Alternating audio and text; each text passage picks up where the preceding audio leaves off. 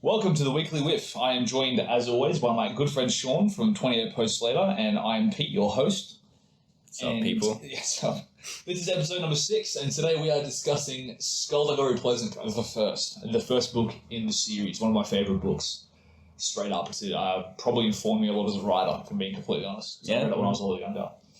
But before we get into it, Shaun, how's the week? What have you been up to, mate? So I've had a pretty chill week. I've been playing Resident Evil 3, which probably dates when this was recorded, but besides that, I've been watching the Scream TV series on Netflix. There's a TV series. There's a TV series, and I was always kind of interested in it because I was under the impression that it wouldn't do what Scream does at all. It wouldn't translate well into it. Oh, I think it can translate well. I think there's enough about horror TV shows that you can actually make a concept about parodying horror TV shows now. Right. The problem I have with the TV show, though, is I think it would do a lot better if it wasn't a Scream series because it kind of works in its own way as a slasher TV show that's kind of got cool, interesting characters. But in terms of the meta commentary, whenever they're actually doing it, it's always kind of forced and it feels like they're just doing it because they have to. So I'm always like, you guys should have just made this a random TV show so much better. The characters in season 2 are fucking annoying, though. Like, I've spent the whole of season 2 being like, I need these characters to die. They cannot be on screen anymore. I'm going to fucking lose my mind. It got to a point where I actually went on the wiki to see if a character dies because I didn't know if I could keep watching the show if they were going to be around for long enough. And then they did. And I was like, all right, cool. I can keep watching the show. I can tolerate knowing that this character won't always be here. Yeah. But it's interesting. It's fun. And I'm interested to see how it turns out. But I do think it would have done a lot better if it didn't have the name attached, which goes a lot with these kind of spin-offs, like TV adaptations. I've seen some that do it well, though. I mean, like, they made a series out of Shooter, the Mark Wahlberg movie.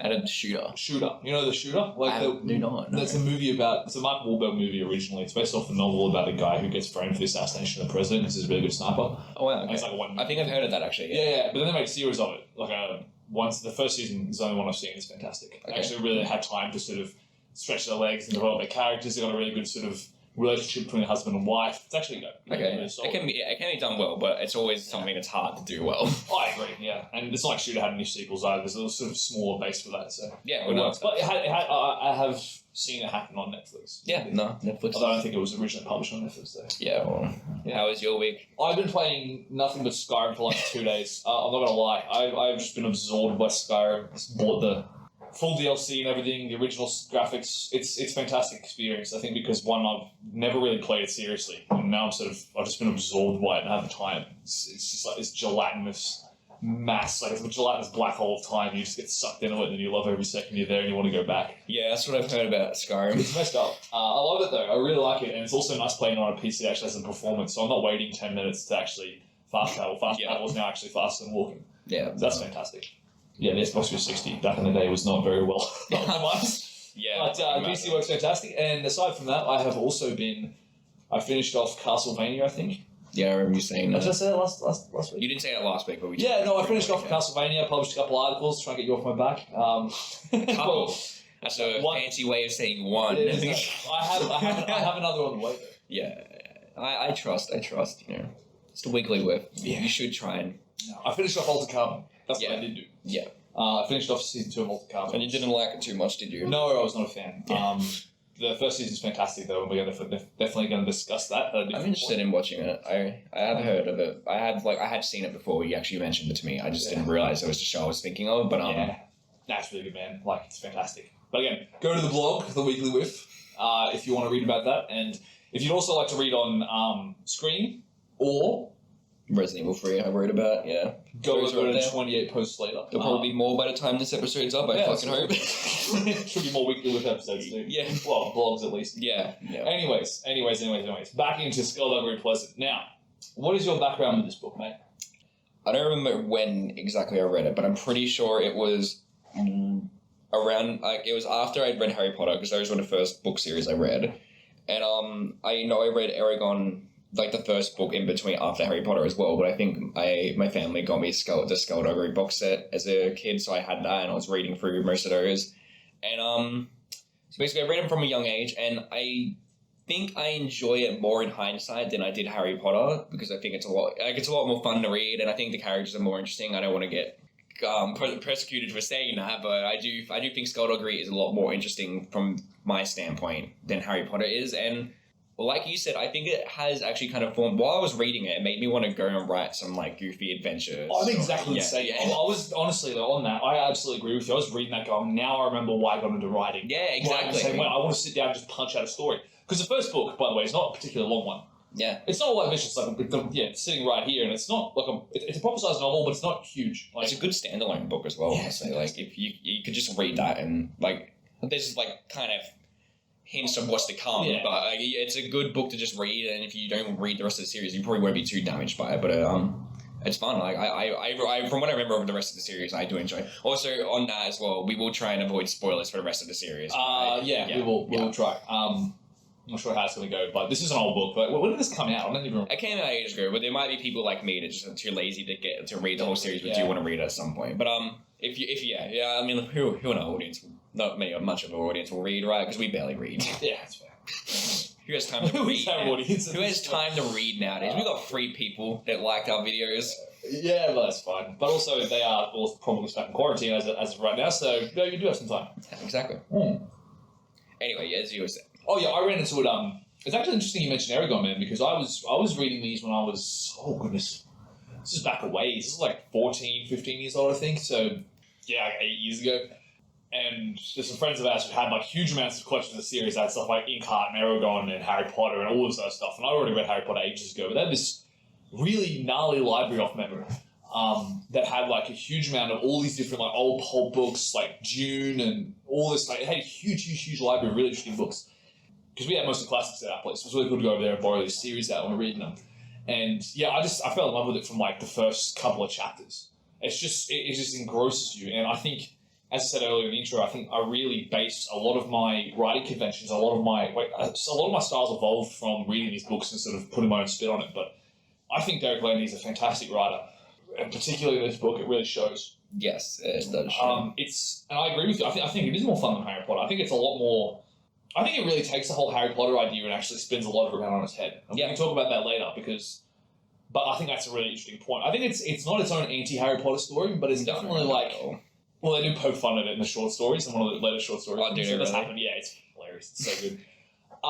It is kind of like the edgy kind of like novel series of at the time. Like people, like I know Harry Potter gets a bit dark towards the end, but who cares about that? But reading this book is like, this book's for the like hardcore kids that sit on their own at school or something. It's so much like darker. It's a bit bloody. Like the series, I never realized how bloody the first book is, but it's just because the series gets away of like it does it without saying there's blood or anything. You just don't think about what is actually happening. But there's decapitations happening, characters getting cut up. Yep. Tanner Lowe gets impaled like towards the end of the book. It's like, oh yeah, I never thought about this. Yeah, no, like whatever, dude. People die on a constant basis. Like there's a lot of horror elements in this book. So. It is. It's very. This series. It says Lovecraft's a character in it. They say that someone used like the alias of like Lovecraft. As a pseudonym. Yeah, that's right. It's fantastic. I think overall but just for reference, it's kind of. Calling it a kid's book is a weird one too, because it really does appeal to like... It's really a teenager book, I think so. Like a young adult. There's like A+ on the back, but like that was like for the 8th book or something, and by the time if you're still reading that at that point, it's like, no, this is like, teenagers. This is for edgy teens, bro. Yeah, I don't know if I'd let like a young child read this book or something. It's a bit too intense. No. I'd be like 15, 16. Just after that, I'd be like... It's really fun, it's really pacey, it's an urban fantasy book. That revolves around the whole hidden world of magic under our eyelids, or under our feet, rather, that we're not aware of. It's fantastic. It's action-packed. It's got a lot of pace. And the main character is a 12-year-old girl called Stephanie Edgley, living in Ireland. Yeah. And Skulduggery Pleasant, the eponymous character, is the guy who basically introduces her to this whole world. And he's a skeleton detective, sorcerer, warrior, Bentley driving, suit-wearing smartass. Yes. Who's just... one of the most fantastic characters. He's the highlight of the series. Absolutely, mate. He's fantastic. Good. But I love the book. I do have my criticism, but they're some minor, some aren't. But we will get into those over the course today. But I think it's fantastic. I would, just for this, like straight from the get go, I adore this series. I cannot begin to stress how much I love it. I'm not going to speak too heavily on the later ones that have come out, but we'll leave that alone. Apparently, the new one came out really recently, man, like 2 days ago. Oh, really? Yeah, like 2 days ago. Yeah, I need to get to Epidemics. Yeah. But so more or less, the story and the plot how did you find them? I find this like it's just the story has like your standard kind of start for like these fantasy adventures, where it's the character getting used to it, and you'll get it's kind of establishing the main character.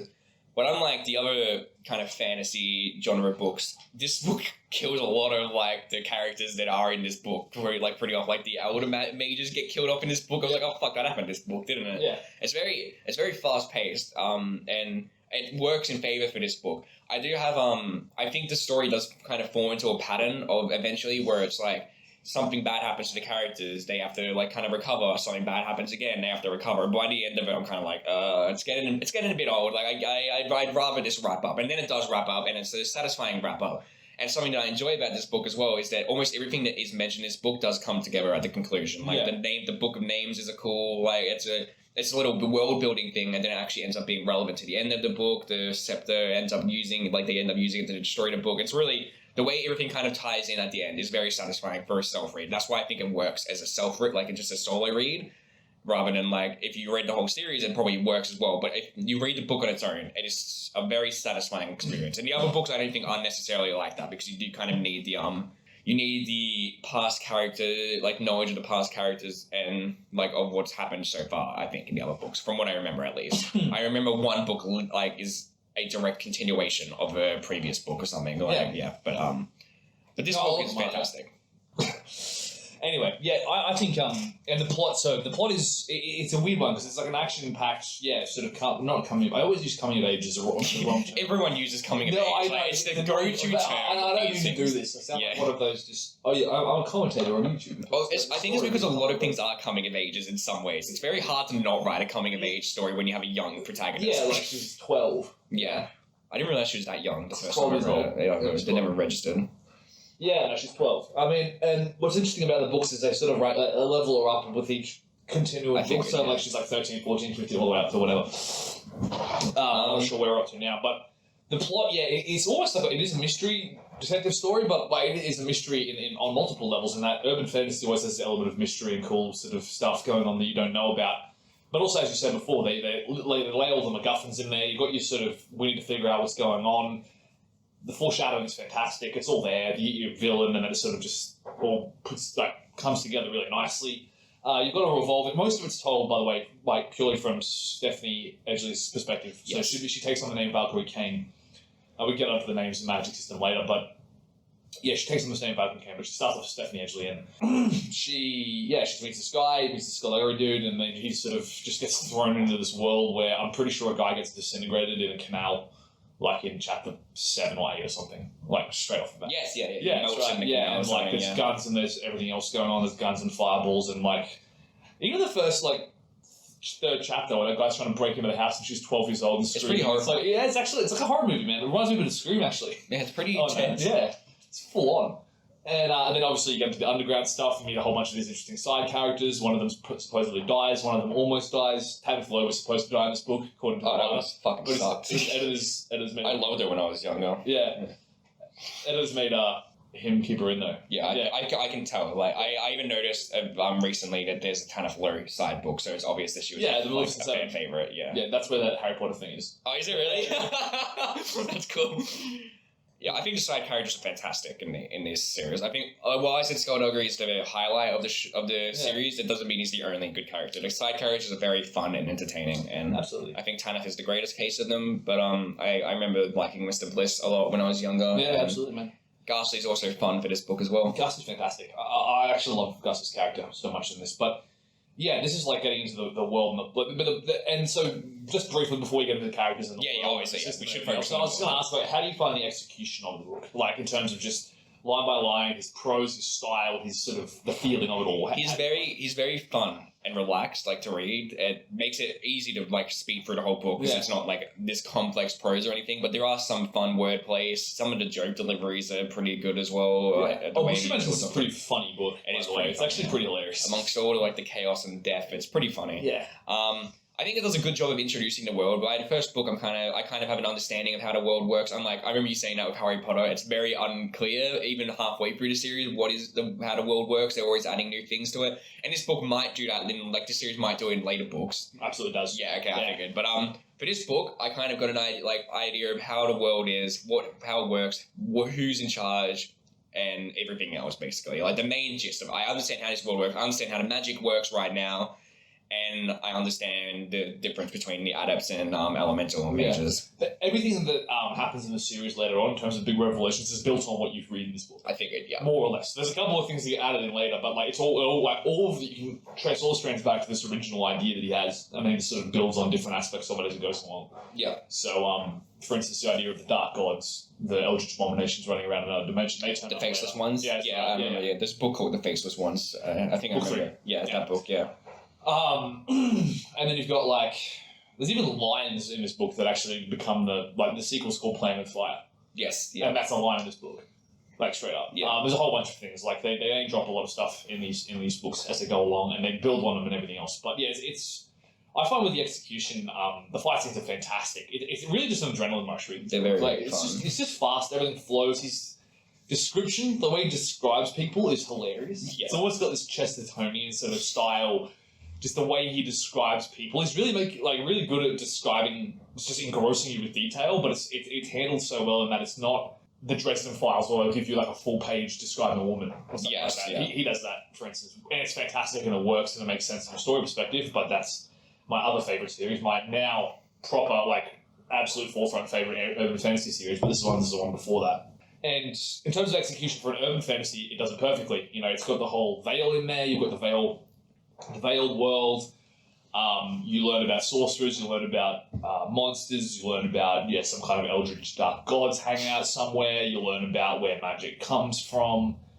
Not really, actually, you don't learn about that, but there is this discussion of that. They have their own government, they have their own system of stuff going on underneath. They have hidden dark secrets, there's vampires in it. Yes, there is. You've got all that stuff in there, and like you said before, you've got the element. There's a big mage war that's been happening. It happened for a couple of centuries. All wizards are super old. It's all there. Even Skulduggery is a couple of 100 years old, right? And he's got a huge amount of backstory going on the whole way through it, and that's fantastic. Once you start getting into it, that becomes obviously a big plot point later as well. But yeah, it really does just hit every single one of those urban fantasy notes on the head, perfect, and I love it. I love it for that. I think it's a really good classic example of urban fantasy. But what it does is interesting is it really spins the horror and the realism, quote unquote, of what it would actually be like for a 12-year-old girl to get thrown in the middle of this. Yes, it does. And I think that's really interesting. I think it's interesting. Though I do have my grievances with Stephanie as a character. Yeah. In this book, at least, I have issues with how a character is in this book, which I can get into now if you want. Yeah, we'll go into characters, sure, man. All right. Absolutely. So while I like Stephanie more, and after she gets her name, Valkyrie Kane, I like her more as a character, but the amount of times she repeats that fucking paragraph, I'm just a 12-year-old who got thrown into this world and all this, all that. I don't think she ever says that at all. She absolutely does. When? She says it 3 times in one chapter. She says I've been thrown into this, or I've been thrown into. She's like, oh, my uncle's died. I'm gonna take responsibility. Yeah, exactly. She says that paragraph but she doesn't 3 times in one chapter. She doesn't mention her age or anything. Yeah, it's the gist of it, and it gets tiring hearing her say the same thing over and over again. And she was also she's way too confrontational and fiery, and it gets really frustrating. But then once she gets and I think it's done for a point. I just think the paragraph of her having the same quote 3 times in a row. Or variations on it, yeah. It's minor variances in my opinion, but I think that gets a bit tiring. But after she gets a name, she's a bit more enjoyable as a character. Though I do think she's still a bit bratty, but she's a 12-year-old, I guess. So I guess I could say it's accurate. But it's very tiring to read after a while. And then once she gets her name, which I think is also a fantastic name. I really enjoyed the name Valkyrie Kane. I think it's great. I kind of wish the book would play a bit more with, instead of referring to her as Stephanie after she gets her name, when she was in the magic world, I probably would have enjoyed it more if the book referred to her as Valkyrie. That becomes the second volume. Okay, cool. They just start using that as the main thing. Okay, cool. That's because that stuck out to me. I was like, that would have been cool if they did that. But if that happens later on, then that's cool. Yeah, but book 2, they start calling that straight up. Cool. The start of book 2. But yeah, no, I really agree with you. she is bratty, she's confrontational, she's a hothead, but that's just all disgust and lampshade in the actual book proper as well. Yeah. Like, they point out you got a really big mouth on you. You're a lot like your uncle, who was basically just, in my opinion, it's an XP, like, it's an author avatar. Gordon Edgley is Derek Landy. Probably, yeah. Yeah, well, Derek Landy on a bit of, like, he's just egotistical, lunatic, super lovable, super friendly, and everything else. He's dead, and all this other stuff going on. But, like, as you get onto it, it's sort of, I feel like there's a lot of Derek Landy in Gordon. Yeah. From just what I've seen of him cruising around. But, all that aside, yeah, Stephanie's an interesting one. But Skulduggery is where it really comes through for me. I think he's the main man. Also, by the way, just on that though, Stephanie Edgley is a really, really good way for, like, to get a whole bunch of different people in.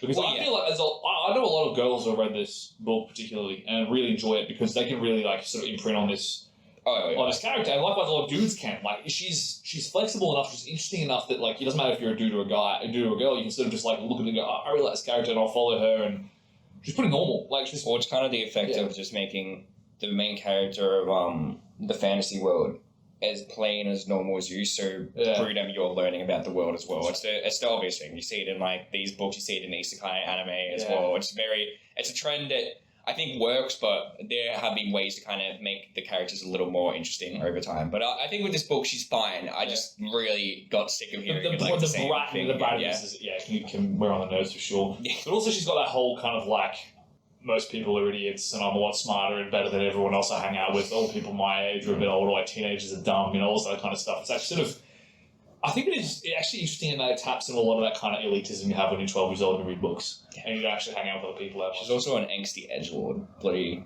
dressed up in black like in jeans all the time. It kind of stuck to me. I was like, this so would have appealed to my 12-year-old fantasy as, like, a child. I would have been like, yeah, jeans and black coats all the time. It's funny just in hindsight looking back on it. But it works for the series. No comment. No comment. Yeah, but Skulduggery is the most interesting part of this book. Absolutely. I mean, first of all, you take the wisecracking private eye trope, and then you add sorcerer, and then you add zombie, or you add dead. Like, you add skeleton, and then you add Bentley, and you add suit, then revolver, and then just the entire and then, like, hidden trauma as well. Yeah, and then also just the wisecracking, the stuff he says is fantastic. That's very fun. Like, he's just the way he talks, and it's sort of just out of nowhere, there's this constant one-liners. You can hear his voice when you read the lines. It translates so well, and I think he's a fantastic character, and there's an obvious reason why he's the titular character at a selling point, because he is the best part about the series, let's say, which isn't necessarily a bad thing, because I think there are other great characters, but he's just such an enjoyable character that you'd love to see on screen, and even when he's getting tortured, he's still funny and and still in character. It's fun. He's a great character to watch. Yeah, it's that one sitting there going, so where are your oh so clever taunts now, detective? And then he's getting pulled into a wall by all his hands. Yeah. And he just looks at him and just goes, "You've got big ears." I love when he's, like, getting tortured or something, and then he's like, I think, like, Serpent's like, "Oh, do you want me to go hard on you or something?" And he's like, "Actually, I was going to ask if you could go easy on me. I'm feeling a bit tender today." Yeah. That's still like, this is your last chance. Then he just goes, "Nah, I'm just kidding. Do your worst." Yeah, he's fucking hilarious. He's a great character, and on top of, like, the wisecracking, just, like, in a 12-year-old fantasy appealing characterness, he actually has got an interesting character to it behind him. Like, the whole idea of him being tortured and being hell-bent on revenge against Serpent is actually really compelling, like, a couple of years later and, like, looking back in the series. But absolutely, he's a compelling character, and he is a really endearing character to watch and root for, even if he does have kind of darker tendencies underneath him. You find him compelling to read about, and because he has those darker tendencies, you want to learn more about him. You want to read, and it works because you don't know much about him like Stephanie doesn't. So you're from her perspective, basically looking in on this world, and you see him, and you want to learn more about him just as she wants to learn more about him, and it's great. It works. It just gets better from here. Like, this is one of those cases where the sequels just it just gives you more of the same with more interesting stuff. I read halfway through to book 4, like, not today, like, not recently, but, like, when I was a child, I read book 4, and I think half of the next one maybe, but from what I remember, they do great with the characters. And I think there's, like, 12 or something books in the series. Jeez. The first series. The first series? Behind your head is, like, the new ones that they started bringing out. Oh, wow. Yeah. I thought, oh, jeez. Okay. Yeah, they're still going. Like I said, they released the newest one recently. So you said these new ones aren't as great, right? I have issues with those, but Yeah, we'll leave that alone for now because this is the first book. I can get into it later. I can rant about it on my blog if I feel like it. I'm not sure, but Okay. Yeah. By the way, on characters, interesting side characters. Tana Flo. Talk to us about Tana Flo. I loved her as a kid. She was probably the OG wife for me, honestly. If I'm looking back in realistically, but being serious, but I think she's.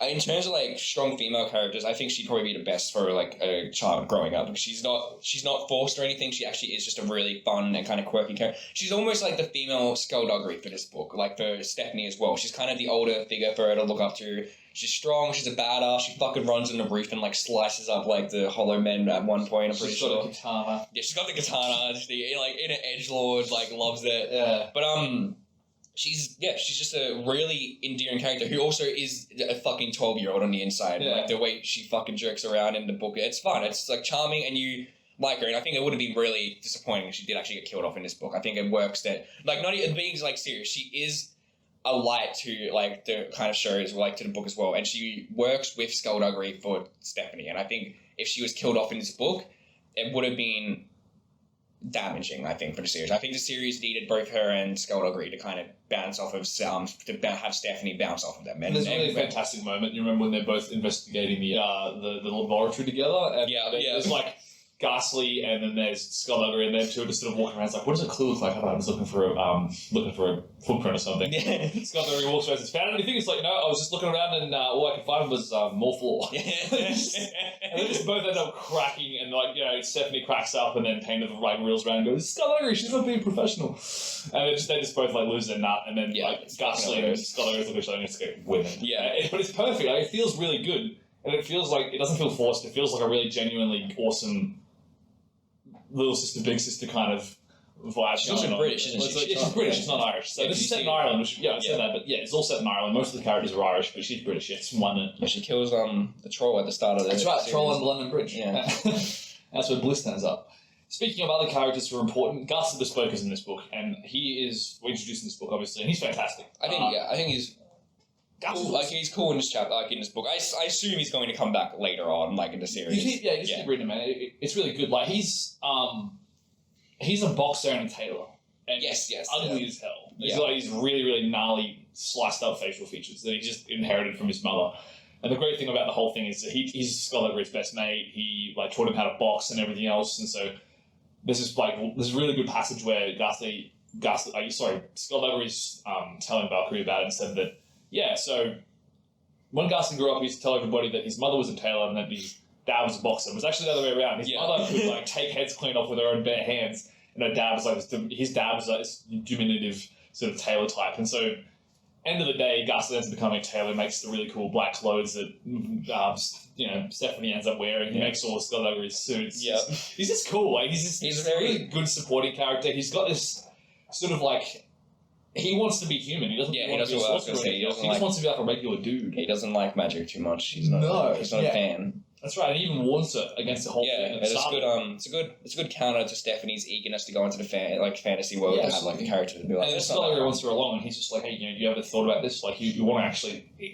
It has that moment where it's like no one's telling Harry Potter, "Hey, you should slow down and probably not get engrossed." Exactly, yeah. In Harry Potter, it's like, no, this is fucking lit. We can do all this cool shit. But in this book, it's like, you can do cool shit, but there's also this fucking world of horror, like horror and like realism of the whole thing. Yeah. And I really enjoy that. I agree. We'll get to that in a little bit. But Ghastly's a fantastic. I love Ghastly so much. Like I just love.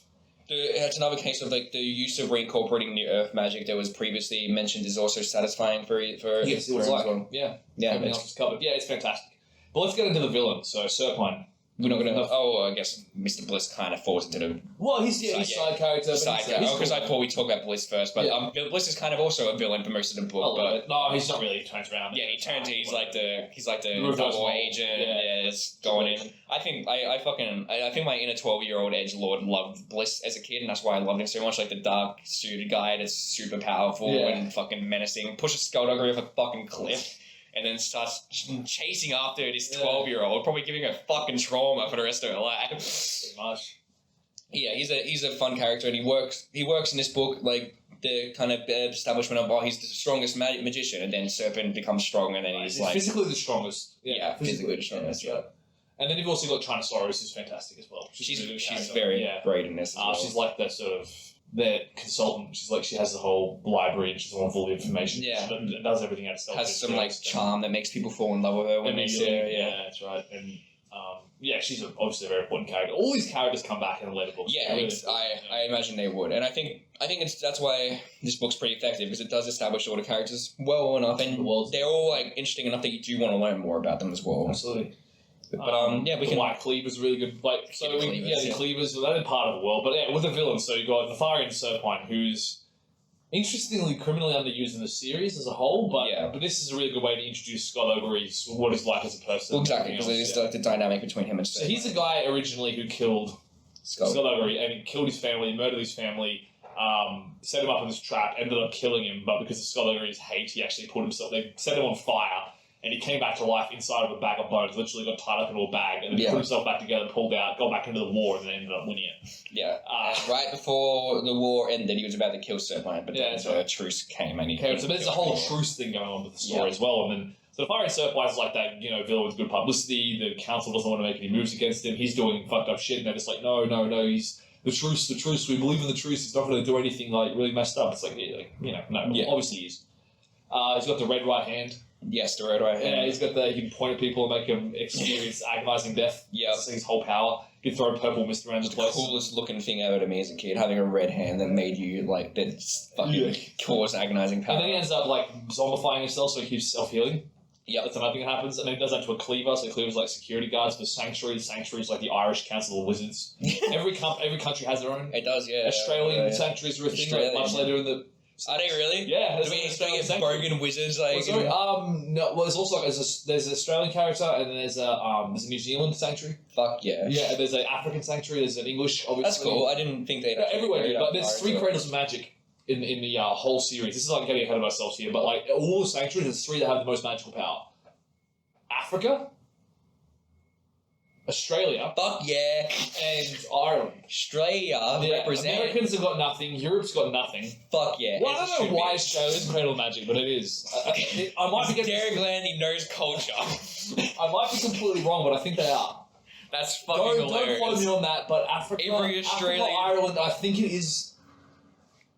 I think it is Australia, yeah. Every Australian child should be reading this series. It's fucking fantastic. That's way ahead of the future. Okay, that's hilarious. It's the tail end of the series, but yeah, that is really funny. Australia is such an obscure country to pick. It's so funny. It's great. There's this character, it's in the side, so Derek Landy does this thing every now and then. This is getting away from it, but in terms of characters, this is still somewhat tangentially related, possibly in the future some way. He did this competition where he had a whole bunch of people come up with these characters, and there was this guy called Tay, who was like a Maori wizard. It was just this big dude, hey bro, how you doing? Like a proper full Maori dude from New Zealand just chilling out, and he was like a character. Okay. It was in the series later on. That's cool. Made by fans. So yeah, Derek Landy's he actually did that later on because this series became huge. There's a massive fan base for this, but most people haven't read it. But in terms of fantasy fans, people who've read this sort of come from the Harry Potter, Eragon, young urban fantasy sphere have probably heard of Skulduggery if they haven't outright read it. Yeah, it might be like you, they've read it, but they haven't I think it's partly because the show doesn't have an adaptation. The book doesn't have an adaptation, unlike a lot of things. And that really gets the attention. Even as much as Eragon's movie sucks, that does make it more for Eragon fans. So people that have watched the movie than read the books. Because this doesn't really have an adaptation, it's harder for people to get invested into it, I think. I'm glad of that, but we can get into that. Yeah, we can get into that. The villain. The villain, yeah. Finally, the villain. Yeah, sorry. Yeah, but Serpine's a good villain. I think he's functional. What do you reckon? He's a great starting villain, in my opinion. He's very menacing. He's very stereotypical, but it works for the first book because it plays well off of Skulduggery. He doesn't take it at any shit. It's like he's mocking the stereotype, honestly. That's right, yeah. But that's one of the things the whole thing does. It's always that kind of tongue-in-cheek villains are carrying on about how powerful and shit they are. It's a lot of that in this book, and then it just becomes a meme later. Anyone who starts talking big pretentious, everyone just starts laughing at them no one takes it seriously, dude. Yeah. All right, that's a villain. You've also got the White Cleaver. Yes. Who's it's something straight out of a horror movie, bro. He's like a Jason. The White Cleaver is Jason Voorhees ninja. Yeah, he's fantastic. He bloody impales Tanner. Yeah, that's right. He's scary, and then he just randomly walks off. Yeah, he's down of it. Just he's just peace out, and then he just vanishes out of the middle of nowhere. As he's just about to finish her off. It's really strange.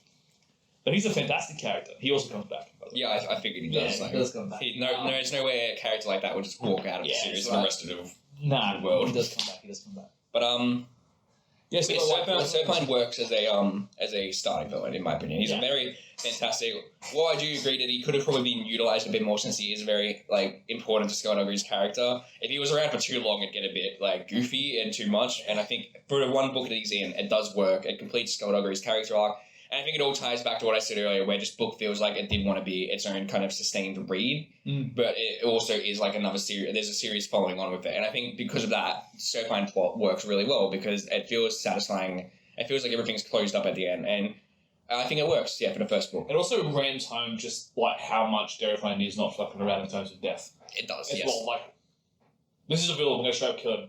Yeah. And Skulduggery wants to kill him. Yeah, he's gonna kill him. That's what's gonna happen. Yeah, It's not that whole kind of, we forgive you, let you go back into the tank. It's no, we're going to kill you. Yeah. And we don't give a shit. I love that. I love that about it. It's got very, there's a lot of stuff going on, but it hits hard and it doesn't pull any punches on this. Yes. And if I'm being completely honest, Derek Landy sets the tone for the entire rest of the series in the first chapter when he's talking about how Gordon Edgeley used to write these book series. He'd take a noble hero, go through and systematically deconstruct them, teach them some great big moral lesson, and then kill them off.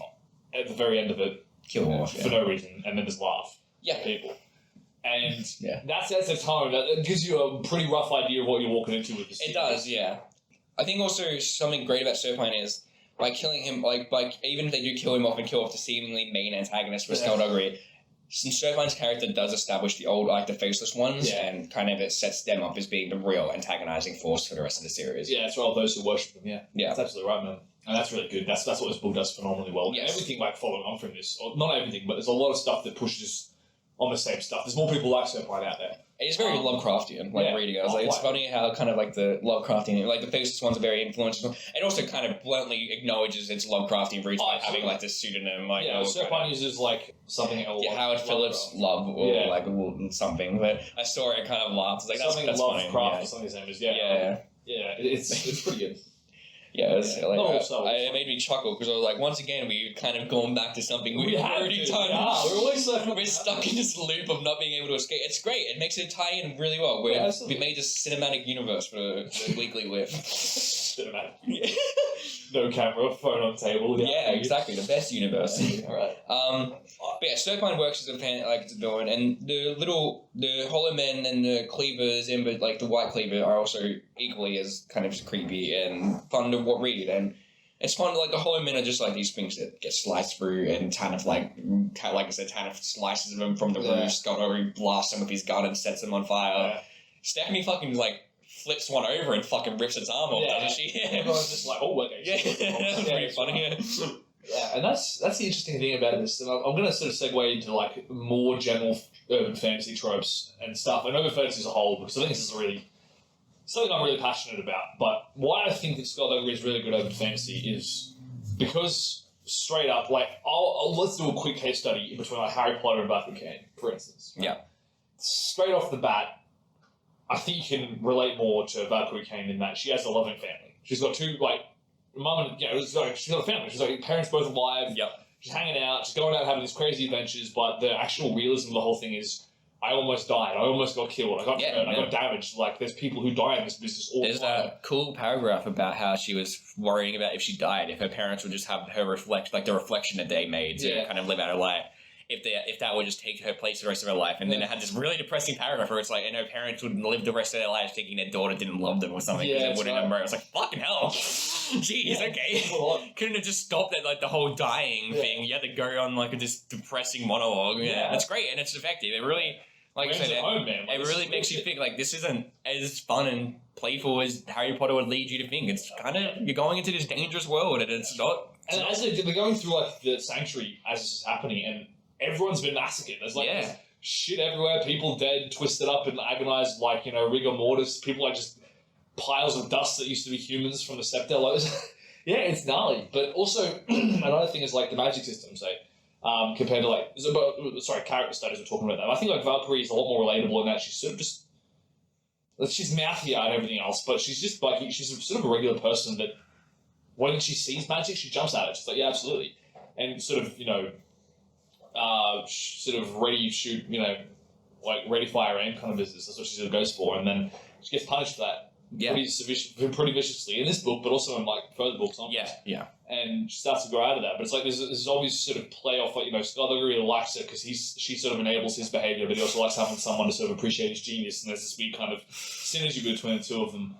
And also the fact that there's kind of like a mentor-apprentice relationship going on, which is like sort of more classic wizard stuff, whereas in Harry Potter it's just you get thrown in the middle of a whole school and you got this sort of the golden trio going on, which is a really good dynamic for a school setup, but this isn't the school. Yeah. It sort of does away with the whole like rigmarole and routine of everyday life. It's like, no, this is, you want to have adventures.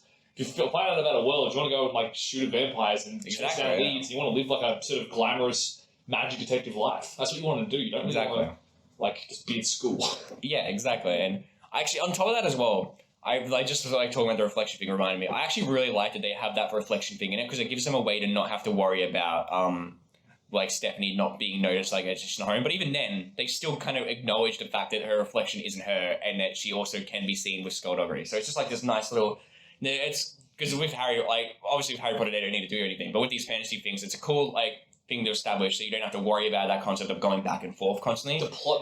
Yeah, it's like but Derek Landy also does go further and kind of actually make it into something that's kind of important to the character, and I respect that a lot that he did that. It's very cool, and I think it works pretty well with the whole idea of like, oh, is this world really what it's cracked up to and all that, and it gives her a chance to go into it, but she also kind of has to worry about like what it leaves like her normal life looking like. And I think that's a great thing about it is that I hope that throughout the series she comes to appreciate both lives or aspects of her life eventually.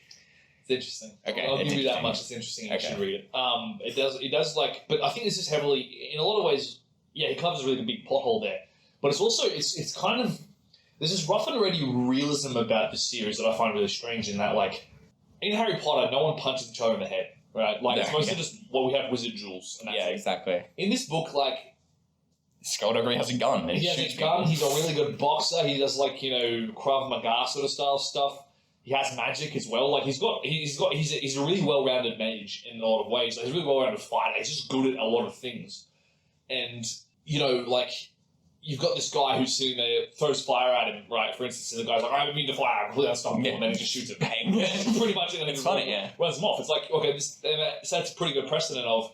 I don't care how good your magic is. This isn't just a magic versus magic thing. This is like, I don't care what's going on. Yeah, it's like a brawl, basically. Yeah, I can brawl with you, I can shoot at you, I can throw fire at you, I can do whatever I want. Like, it brings together all those different elements, and that, like I said, that brings more of this kind of realism into it, and that, like, you need to be well-rounded. You can't spec too much into the glass cannon thing, because you'll lose out on that. You have to have a balanced approach. Exactly. That really does carry on throughout the series, even when you get into some, like, truly crazy stuff.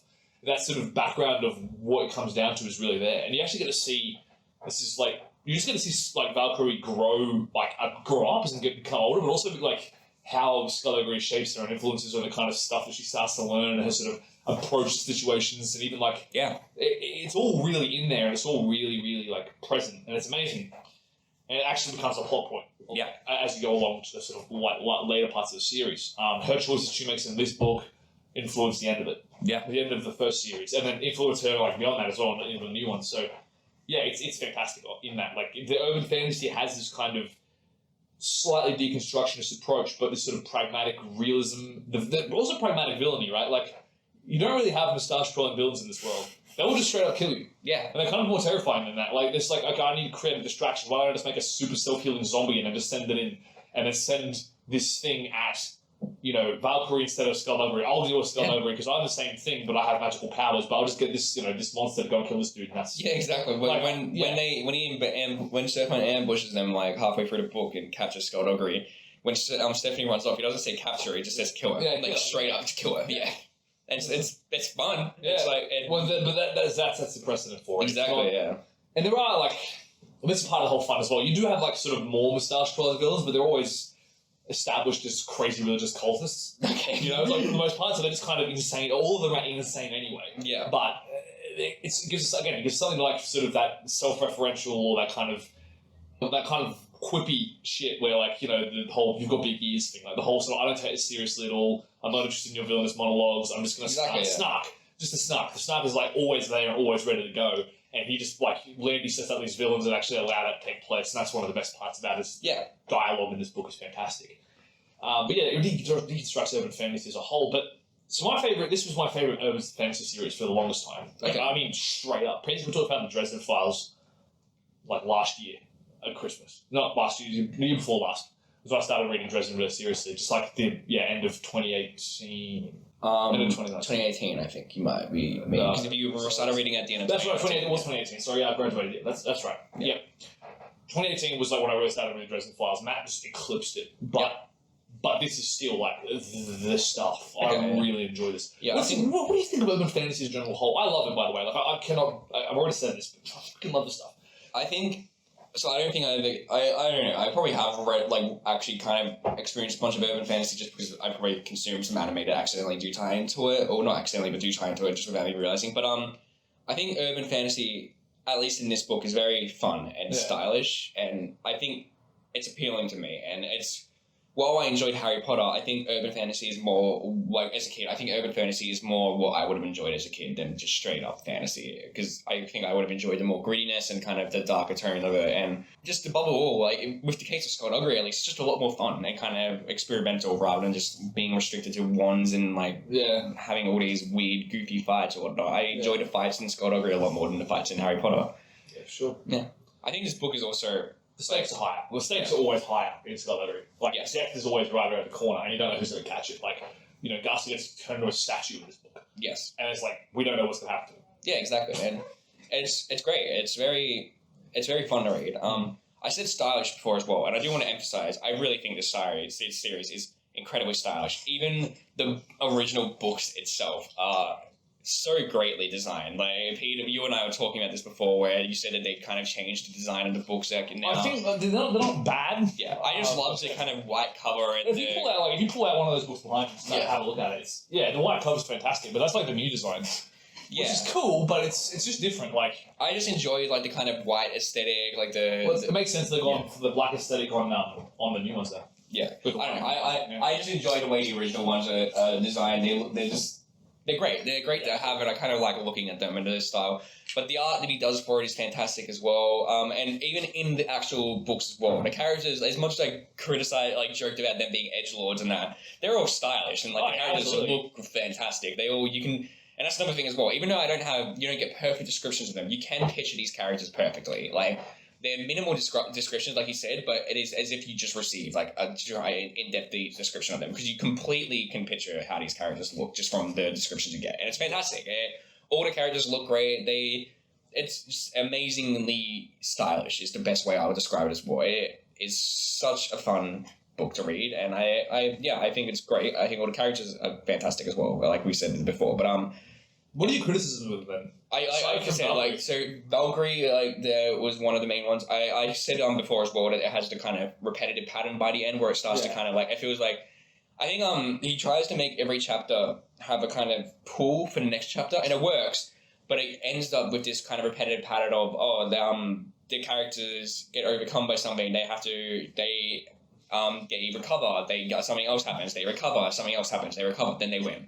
And I guess by the halfway point, I'd say I started to notice it, and then by the end, I started to kind of get a bit tired of it or something, and I was like, all right, I'm a bit ready for this book to wrap up. But thankfully, the book wraps up about the time I think that, and it's fine, because it makes it fast-paced and fun to read, but it is very noticeable that the book does fall into a pattern. From what I remember of the other books, though, I don't think it falls into that pattern too much. I distinctly remember the other books being very straightforward in terms of the plots, and it wasn't like kind of a bump of going back and forth or anything. It felt like it was just going straight to the end, and then it wrapped everything up and then concluded. So I don't think this is a criticism that's restricted to the rest of the series from what I remember. But even then, these nitpicks I have, like, I wouldn't call them nitpicks, I'd say valid criticisms, but like these criticisms I have do not take away from my enjoyment from the book. It's just something that I noticed while reading it.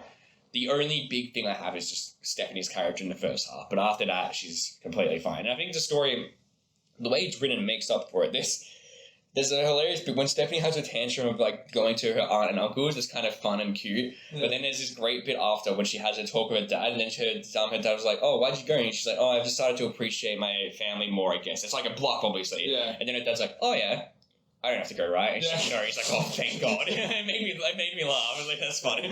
But it's like Skulduggery even before, was just trying to convince him she just absolutely doesn't want to do it. The fate of the world may very well rest on the fact of whether or not you can bring yourself to visit your relatives. It's great. Yeah. It's despite the criticism I have, the book more than makes up for it and makes it a fun read.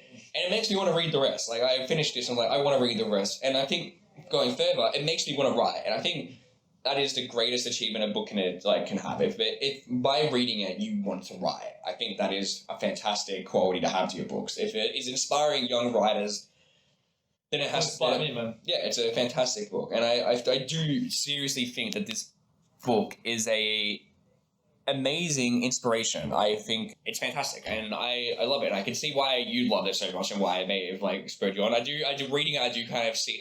This isn't a dig or anything, but reading it, I do see the inspirations that made you into who you are. Like, I kind of see your love for urban fantasy and how I can reading it, I can understand how it formed you as a person. And that's nothing criticizing worthy or anything. It's a pretty good compliment, I'd say. But it's just fun. It's just so pleasing to read, I'd say. Yeah. Despite all hiccups it has, it is such a pleasing read. It's a big book as well. It's a big series, rather. It's not a big book, it's a big series. And it's very much worth getting into. And if you have...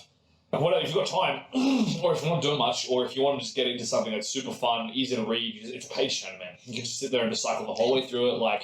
You can pick up Skulduggery Pleasant. You just... On Amazon, last I checked, it was $50 for 12 of the books digitally. Just go pick that up. I think this was the fastest I've ever read a 300-page book. Though I think there's it's 400 though. It's 370 or something. I think, but I think the pages have less words on it than most books normally would. Yeah, that's right. Yeah, but even either way, I was kind of reading it so I can be like, I'm not going to let Pete have the upper hand of me not reading things on time. But at the same time, I was just greatly enjoying it and was actually riveted and found it riveting and wanted to read more. It's like you said, it's a page turner. It is completely a page turner. There is so much going on, and it constantly makes you want to read that more because it has you engaged. And while I think that does kind of make a repetitive pattern, it also makes it very easy to read. It's effective, yeah. But it's just, looking back on it, I can kind of critically be like, it does fall into a rhythm, but it's not a terrible rhythm to fall into. It's just very noticeable to me. That's fantastic. I think it's a good case study of any writer who wants to try their hand at something sort of like this. I think you talk about the cycle, it can get repetitive, and you also include into that because you do write your own stuff, and you're used to maybe a slower burn. In other cases, horror is so much different. Yes. So, for instance, this has a lot of horror stuff in it, but it is still fundamentally adventure stories and pulpy, fun, kind of up and down adventure story designed to get the sort of 12-year-old reading it over to the next page, over the next chapter, over the next chapter, and that's just basic writing 101. That's what makes good. That's what makes good writers. There's so much fun ideas in this as well. Like I said before, the hand thing is cool. I really love the idea of the book being protected by this spell that makes you just lose interest as you walk closer. I think that's such a fantastic idea, and it's great to read. And the way to kind of get around it's fun as well, makes sense as well. But I think there's so many unique and interesting abilities that are just in this book alone, and it's it gets better. I remember it getting better as well. Yeah. It's phenomenal. But that is Skulduggery Pleasant, Book 1. Thank you all for joining us. Yeah. Before we go, let's not end the recommendation. Shaun, it's my time in the chair. It is, absolutely. What are we doing next week, Ryan? Oh, it's a stretch a bit. So I remember before you said you wanted us to cover all our bases and that. And there's always there's an obvious area that we haven't covered yet, and I really racked my brain over trying to figure out how to cover it and what I should do about it. I thought about it long and hard, and I did decide on something. So for the next episode, we will be covering The Grudge. It's a Japanese horror movie, and I'm surprised you don't recognize that name just from hearing it. And no. All right, well, we will be covering The Grudge. It is a very famous horror movie. If Pete is looking away in horror right now, you can see the regret in his eyes. He's like, I should have struck back last week. All right. Horror movies. Yes, I want to emphasize once again, a Japanese horror movie. We are not talking about the American remake. We are talking about the original Japanese one. And to make you feel any better, I haven't watched this, so I'm subjecting myself to unknown terror along with you. And so you haven't even shit tested this before. I haven't tested this yet. Well, I was like, I could recommend The Ring, but that's kind of. It's no fun if I kind of know what's coming. So we'll both get thrown into this and see what it is. Either way, I have enough to say about The Grudge on its own, and I don't think I'll write about it for my blog for a long time, at least, so that's why I was kind of like, if I'm going to pick a horror movie, we could. You told me to pick horror as well. I didn't say pick horror, I said do your own podcast, do horror. No, before that, you were saying, yeah, you should recommend a horror one. No, I said you should recommend different genre. Yeah, genre. It's a horror. No, as in, sorry, different medium. I should have made that more specific. It's a different medium. It's a Japanese horror movie. It's not the same thing. It's Japanese horror. We'll be fine. It's an old... Well, that'll be fine. Yeah, This one will be okay, we'll be fine. Tune in next week, guys.